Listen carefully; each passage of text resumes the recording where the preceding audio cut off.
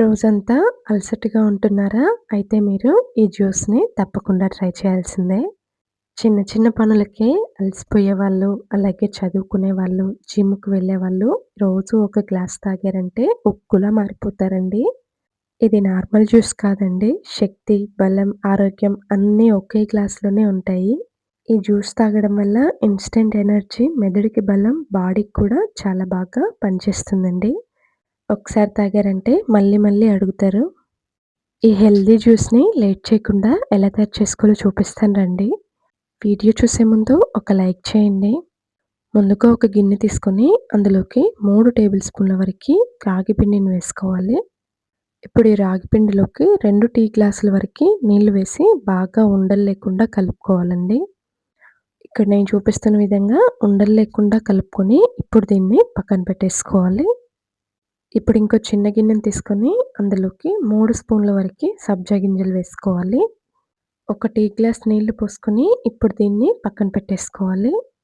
తర్వాత ఇప్పుడు బాగా పండిన 3 అరటి పండ్లను తీసుకొని తొక్క తీసి ముక్కలుగా చేసి పక్కన పెట్టేసుకోవాలి. ఇప్పుడు స్టవ్ ఆన్ చేసి పావు కప్పు వరకి పల్లీలు వేసుకొని ఫ్రై చేసుకోవాలండి. పల్లీలలో విటమిన్ బి6, విటమిన్ ఇ ఉండటం వల్ల మన ఆరోగ్యానికి చాలా మేలు చేస్తాయండి. అలాగే మంచి ప్రోటీను, మంచి ఫ్యాట్స్ హార్ట్‌కి మంచివండి. మెగ్నీషియం, ఐరన్ కూడా లభిస్తుంది. ఈ పల్లీలలో ఇన్ని రకాల హెల్త్ బెనిఫిట్స్ ఉంటాయండి. ఇలా లైట్‌గా కలర్ మారే వరకు ఫ్రై చేసుకొని, ఇప్పుడు వీటిపై పొట్టు తీసి నానబెట్టేసుకోవాలి.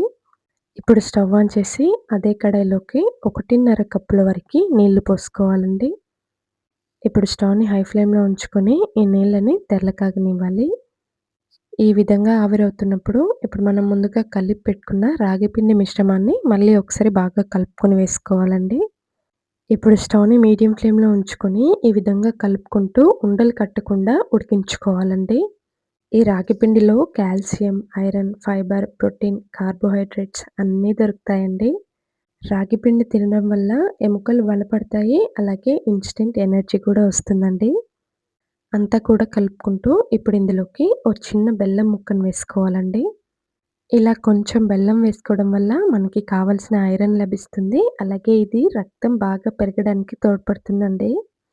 చూడండి కలుపుకుంటూ ఉడికించుకున్నామంటే కన్సిస్టెన్సీ అనేది ఇలా దగ్గర పడుతూ ఉంటుంది.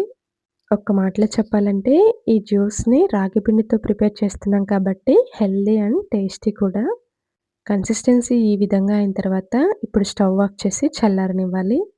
ఇక నేను పూర్తిగా చల్లారిన తర్వాత తీసి చూపిస్తున్నాను చూడండి. ఇప్పుడు ఒక మిక్సీ జార్ తీసుకొని అందులోకి ఉడికించుకున్న రాగి మిశ్రమాన్ని వేసుకోవాలి.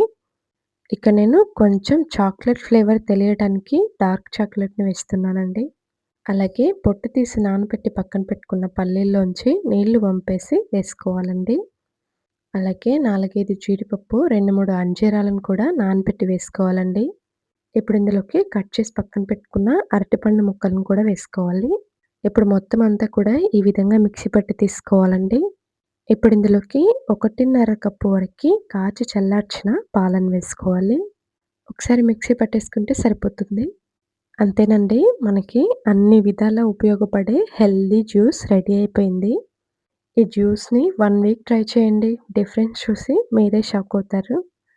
ఈ జ్యూస్‌ని చదివే పిల్లలకి ఇచ్చామంటే ఇమ్యూనిటీని పెంచి మంచి బూస్టర్‌లా పనిచేస్తుందండి. ఒకసారి ట్రై చేయండి. మళ్ళీ మళ్ళీ అడుగుతారు. ఒక 1 వీక్ తాగి డిఫరెన్స్ తెలియకపోతే మళ్ళీ వచ్చి నాకు కామెంట్ చేయండి. థాంక్స్